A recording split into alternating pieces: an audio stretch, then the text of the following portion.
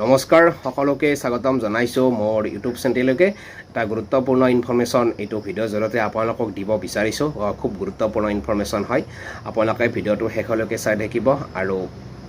ভিডিঅ'টো শ্বেয়াৰ কৰিব শিক্ষক নিযুক্তি এটা বহুত বেছি ইম্পৰ্টেণ্ট গুৰুত্বপূৰ্ণ খবৰ আপোনালোকক দিব বিচাৰিছো শিক্ষা বিভাগৰ ফালৰ পৰা অৰ্থাৎ ডিৰ ফালৰ পৰা এখন নটিচ প্ৰকাশ পাইছে আৰু এই নটিচৰ আধাৰত কি ইনফৰমেশ্যন আছে আপোনালোকক দিব বিচাৰিছো যিসকল চিটেটৰ প্ৰাৰ্থী আছিল চিটেটৰ প্ৰাৰ্থীসকলক যিহেতু 2020 চনত নিযুক্তি দিয়া হোৱা নাছিল আৰু তেওঁলোকৰ কেছত জয়লাভ কৰাৰ পিছত যিহেতু এতিয়া ভেৰিফিকেশ্যন চলি আছে আৰু যোৱা 27 তাৰিখে যি ভেৰিফিকেশ্যন আছিল তাত যিসকল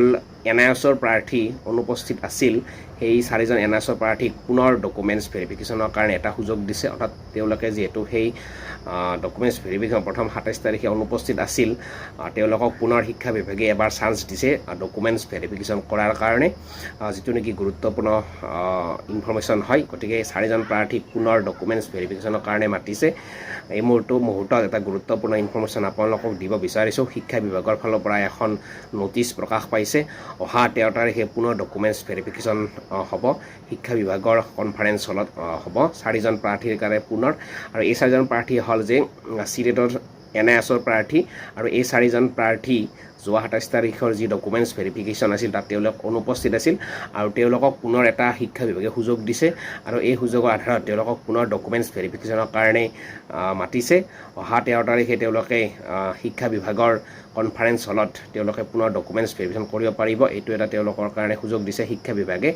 আৰু ইয়াৰ পিছত তেওঁলোকে অনুপস্থিত থাকে সেইদিনা হয়তো আৰু চান্স নাপাব এবাৰ তেওঁলোকক চান্স দিছে শিক্ষা বিভাগে যোৱা যি 27 তাৰিখে ভেৰিফিকেশ্যন আছিল তাত তেওঁলোক অনুপস্থিত আছিল অহা 13 তাৰিখে 10টা বজাত তেওঁলোকক পুনৰ ভেৰিফিকেশ্যনৰ কাৰণে মাতিছে যিখিনি ডকুমেণ্টছ দিছে তাত নটিচখনত ইতিমধ্যে দিছে তথাপিতো মই আপোনালোকক পুনৰ কৈ দিছোঁ যে টেটৰ যিখন অনলাইন চাৰ্টিফিকেট আছিল সেইখন অনলাইন আছিল সেইখন নিব লাগিব তাৰপিছত এডমিশ্যন স্লিপ বা ৰেকৰ্ডছখন নিব লাগিব তাৰপিছত আপোনাৰ এপইণ্টমেণ্ট লেটাৰ নতুবা এটেণ্ডেঞ্চ ৰেজিষ্টাৰ নতুবা SMC ইউনিট বুকখন নিব লাগিব লগতে ডাইস্কুলৰ ৰেকৰ্ডছটো 2017 চনৰ আগষ্ট মাহৰ 10 তাৰিখৰ আগৰ ৰেকৰ্ডছটো দেখুৱাব দিছে লগতে এডুকেশ্যন কোৱালিফিকেশ্যনখিনি তেওঁলোকক দেখুৱাব দিছে গতিকে এইখিনি ডকুমেণ্টছ সেই 4জন প্ৰাৰ্থী পুনৰ দেখুৱাব লাগিব অৰ্থাৎ তেওঁলোকক মাতিছে ভেৰিফিকেশ্যনৰ কাৰণে যিহেতু তেওঁলোক অনুপস্থিত আছিল সেইদিনা আৰু অনুপস্থিত থকাৰ কাৰণে তেওঁলোকক পুনৰ এটা সুযোগ দিছে শিক্ষা বিভাগে আৰু এই সুযোগৰ আধাৰত তেওঁলোকে পুনৰ ভেৰিফিকেশ্যন কৰিব পাৰিব আৰু যদি এইবাৰ তেওঁলোক অনুপস্থিত থাকে হয়তো আৰু চান্স নাপাব গতিকে আপোনালোকে ভিডিঅ'টো শ্বেয়াৰ কৰিব যাতে সেই 4জন প্ৰাৰ্থীয়ে পুনৰ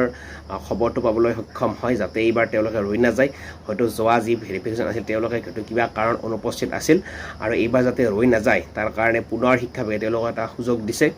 আৰু এই সুযোগটো যাতে তেওঁলোকে গ্ৰহণ কৰিব পাৰে তাৰ কাৰণে তেওঁলোকক পুনৰ 13 তাৰিখে ডকুমেণ্টছ ভেৰিফিকেশ্যন হ'ব শিক্ষা বিভাগৰ কনফাৰেন্স হলত তাত তেওঁলোকক পুনৰ ডকুমেণ্টছ ভেৰিফিকেশ্যনৰ কাৰণে মাতিছে গতিকে ভিডিঅ'টো শ্বেয়াৰ কৰিব যিমান পাৰে আৰু এই 4জন প্ৰাৰ্থীয়ে মূলতঃ NISৰ প্ৰাৰ্থী হয় আৰু তেওঁলোকে আপাৰ প্ৰাইমেৰীত আবেদন কৰিছিল